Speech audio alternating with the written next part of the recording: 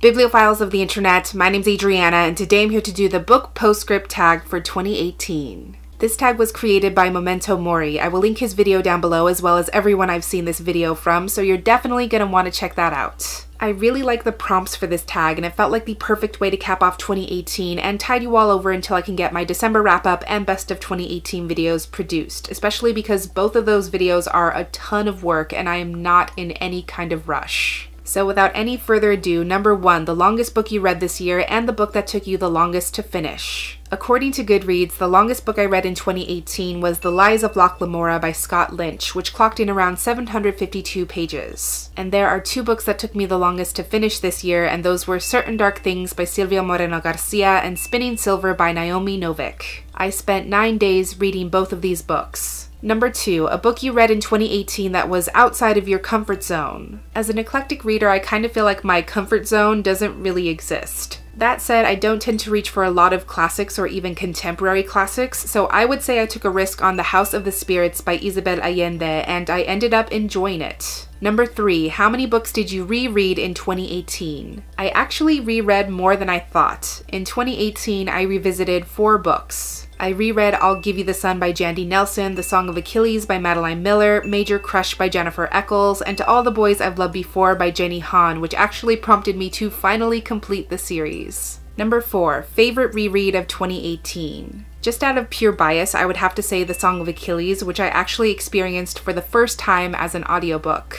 And Fraser Douglas's narration is divine. That man could narrate my death, and I would willingly exit this world feeling completely content. That's not even a joke.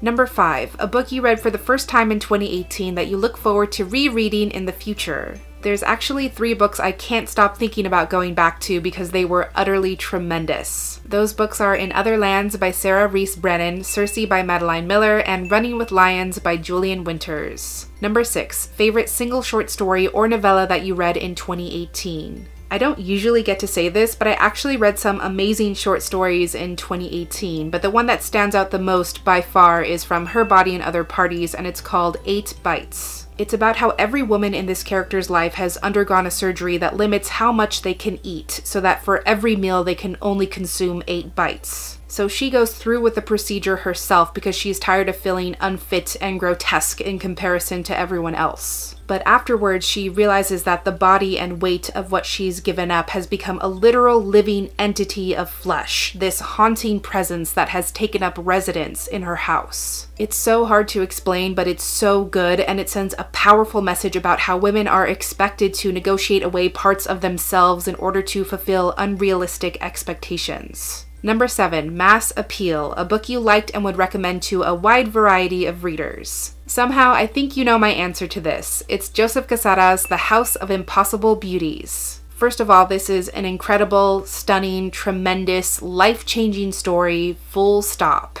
But it really has something for everyone. It has elements of literary fiction, historical fiction, queer history, its own voice is queer Latinx fiction, and I think it presents an important narrative we don't often get to read about in a way that's less performative and more authentic. I truly believe that while it does tackle some hard-to-read content, it is accessible to readers of all interests and backgrounds. For a full list of potential triggers and a hearty recommendation of this book, definitely check out my 5 Reasons to Read video, which I will link down below. Number 8, Specialized Appeal, a book you liked but will be hesitant to recommend to just anyone. I actually didn't have an answer for this question until a few days ago, but now I would say Smoke Gets in Your Eyes and Other Lessons from the Crematory by Caitlin Doty. Make no mistake, this is a stellar 5-star book, but it is about a very specific topic that some people might not feel comfortable reading about. In case you couldn't tell, this is a memoir about Caitlin's early years working as a mortician and a professional cremation operator, and she is very open about addressing the nature of corpses, death practices, death norms, and how Western culture understands death itself. Even though I firmly believe that any and all of her descriptions of corpses, the treatment of corpses, and the natural processes of decomposition itself are extremely objective, clinical, and rooted in fact as opposed to being sensationalized or extorted,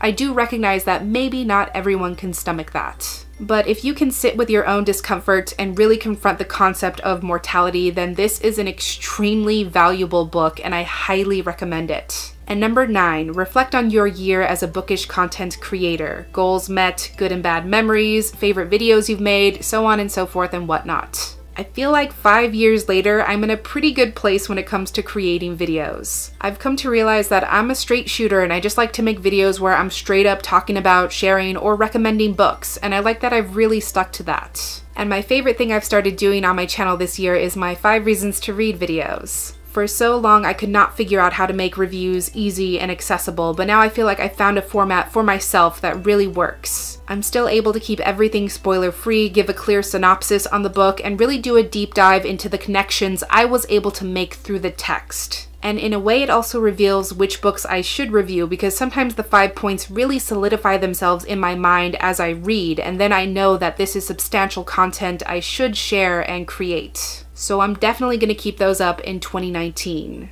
So those are all the prompts for the book postscript tag. I know I'm a little late in the game, but if you would still like to do this yourself, please take this video as permission to do just that. Also, if you have any answers to these prompts yourself, I would love to hear them in the comments. But that's everything I had for this tag today. Thank you so much for watching this video. I really hope that you enjoyed it, and I'll catch you on the flip side of the page. Bye!